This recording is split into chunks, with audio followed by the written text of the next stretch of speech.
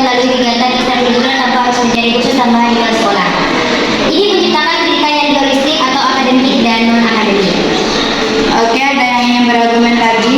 Saya tidak setuju dengan adanya full day school karena berkurangnya kualitas waktu bersama keluarga. Full day school dapat memberi suasana emosional antara anak dan orang tua. Ketika anak pulang dalam keadaan lelah dan orang tua juga baru pulang kerja, waktu tersisa hanya cukup untuk makan malam dan tidur. Fungsi edukasi karakter yang seharusnya menjadi porsi orang tua di rumah dari sekolah sebenarnya dan terdelegasi ke sekolah.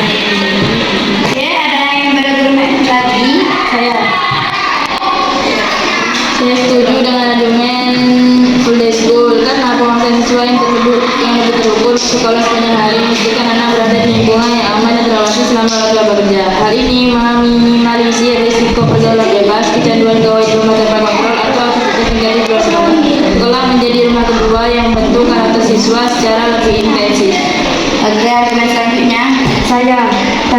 Saya tidak setuju tentang adanya full day school. Resiko kelelahan fisik dan mental menghabiskan waktu 8-10 jam di lingkungan sekolah setiap hari saat menguras energi anak. Masa lelah yang berlebihan dapat menurunkan konsentrasi dan justru membuat waktu belajar menjadi tidak efektif.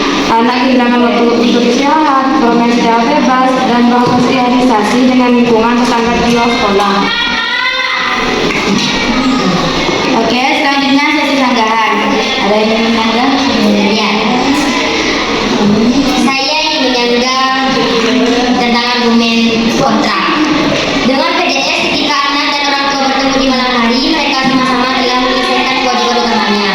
Waktu malam hari bisa dikhususkan sepenuhnya untuk makan malam bersama dan bercerita tanpa gangguan tugas sekolah atau PR yang biasanya sudah selesai dikerjakan di sekolah.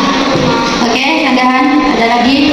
Saya akan menyanggah argumen pro. Pendapat saudara tentang siswa yang berada di sekolah, pengawasan akan aman. Berada di sekolah dalam waktu yang lebih lama, 8 jam, tidak secara otomatis berarti siswa yang terawasi dengan lebih baik. Guru dan staf sekolah memiliki batasan energi dan fokus. Setelah jam pelajaran inti selesai, pengawasan biasanya mengundur pada titik lelah inilah. Potensi terjadinya perundungan, bullying atau interaksi negatif antara siswa justru meningkatkan di area sekolah yang tidak berjangkau CCTV atau pantauan guru yang sudah. Oke, sanggahan selanjutnya. Oke, kalau tidak ada sanggahan lagi, kita lanjut ke sesi bertanya. Apakah ada ditanyakan? Ada saya. Mengapa full day school dianggap efektif untuk meminimalisir pengaruh negatif lingkungan luar bagi remaja? Jawabannya adalah FDS berfungsi sebagai pelindung di jam-jam rawan di antara pukul jam 13.00 sampai 16.00, di mana biasanya orang tua belum pulang kerja. Pada jam tersebut, siswa yang tidak diawasi rentan terpapar pengaruh negatif seperti tawuran, pergaulan bebas, atau penyalahgunaan gawai yang berlebihan. Di dalam sekolah, waktu tersebut dialihkan kegiatan positif seperti ekstrakurikuler, contohnya olahraga, seni, pramuka, dalam agama, dan sholat berjamaah dan mengaji. Oke, ada yang Ya.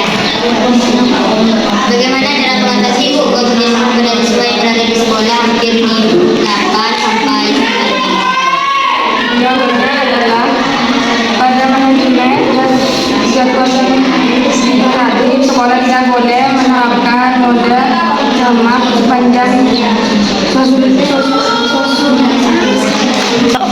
solusinya memberikan jeda istirahat yang cukup dan untuk bermain, mengalihkan pembelajaran ke ruang kelas atau menggunakan media digital. Oke, kalau tidak ada pertanyaan lagi, di sini saya akan menyampaikan kesimpulannya. Kesimpulannya adalah hal ini meminimalisir risiko pergaulan bebas, kecanduan gawai di rumah tanpa kontrol, atau aktivitas negatif di luar sekolah. Sekolah menjadi rumah kedua yang membentuk karakter siswa secara lebih sensitif. Oke, demikian dari kami. Sebelumnya mohon maaf. Assalamualaikum warahmatullahi wabarakatuh.